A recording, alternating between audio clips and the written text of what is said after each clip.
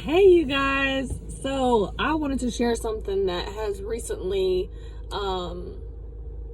just given me so much encouragement as far as remaining faithful to the voice of the Lord. More importantly, remaining loyal to the voice of the Lord. I was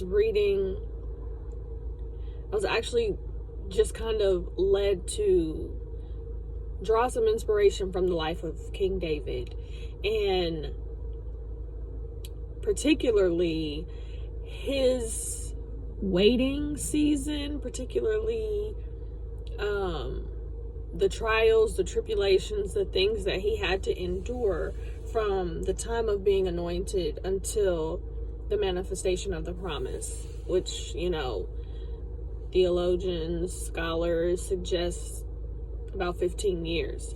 And I just kind of was like, how did he do it? Nevertheless, you're running for your life literally the entire time before the manifestation of the promise. So I ended up on 1 Samuel chapter 15, when King Saul was commanded to slaughter the Amalekites.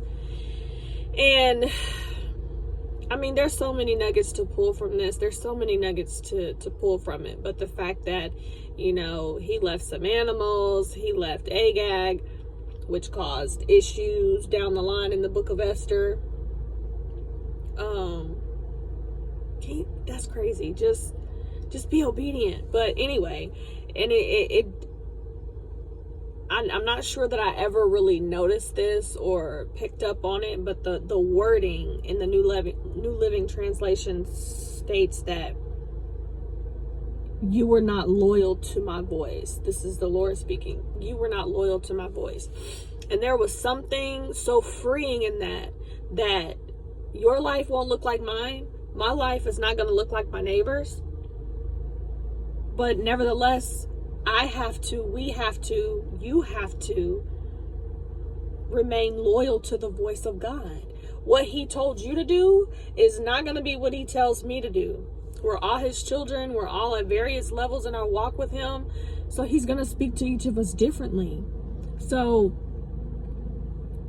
reading that and just really gain a deep understanding and a deep revelation of what it actually means. Personify that thing and put some feeling behind it. That hurts God. It breaks his heart. It hurts his feeling to the point of him rejecting King Saul, being sorry that he ever made him king, that he ever made him. So understanding the importance in our relationship with Christ and in our relationship with the Creator, God the Father, to remain loyal to his voice and not seek the opinions of others, not get off track, because at some point in our life we have to trust and cultivate our relationship and our ability to hear from him for ourselves, So just kind of reading that, I mean, yeah, it was a blow and the severity of it, but at the same time, that's what I love about the word. At the same time, it was encouraging for me, because it's like, yeah, your life is going to look different. There are things that, people in your life may know that's going on, and they're like, well, why haven't you done this? Why won't you do this? Hey, try this. And you're like, that's not what he told me to do. And it's going to look crazy. It's going to look awkward. It's going to look like, this is the solution right here. Just do this, And there's a knowing that relationship there, you can't move because that's not what he told you to do. I just want to encourage you to continue remaining loyal to the voice of the Lord. Continue remaining,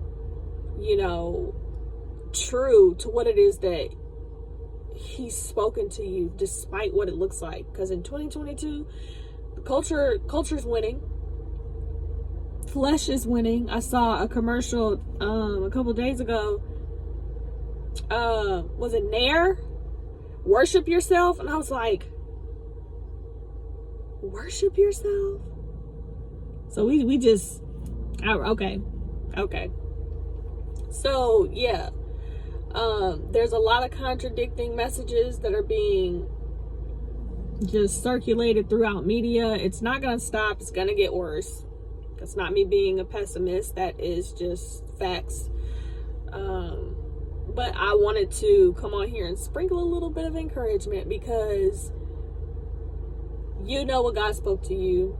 You know what he shared with you. You know the path that he has you on and the direction that he wants you to go in.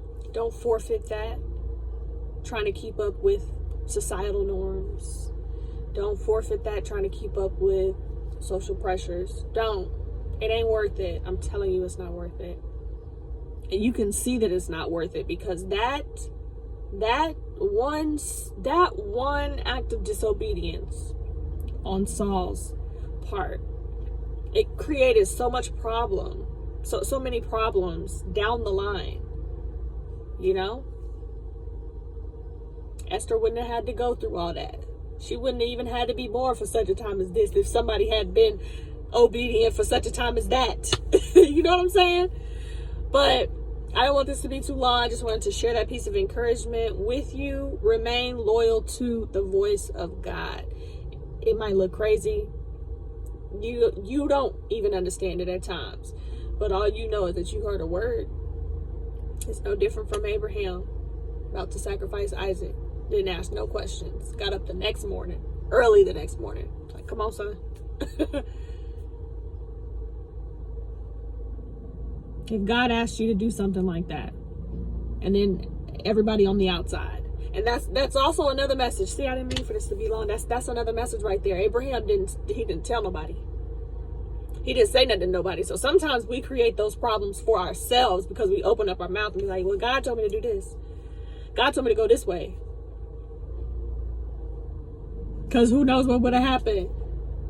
How Sarah would have tried to intervene if she had known what the Lord spoke to Abraham.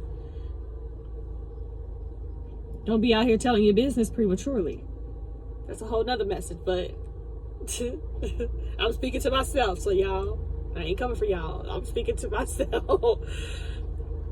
But keep it quiet and remain loyal to the voice of audience of one. Audience of one. He's the only one who matters. So don't forget that. Hang on to that. I love y'all. Jesus loves you more. Be blessed.